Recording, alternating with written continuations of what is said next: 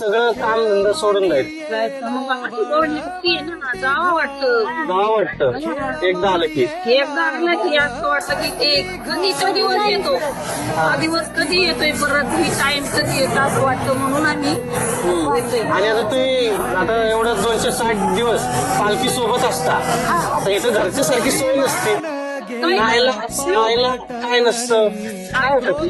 झाले 2 दिवस येऊन पुण्यात आले ना, 2 दिवस झाले, झोप पण येत नाही, ते पण काय वाटत नाही, घरचं काही वाटत नाही, काही बघायचे हाले बसायचं खायचं काहीच वाटत नाही. फक्त आनंद देवाचा आनंद. देवाची ओढ फक्त.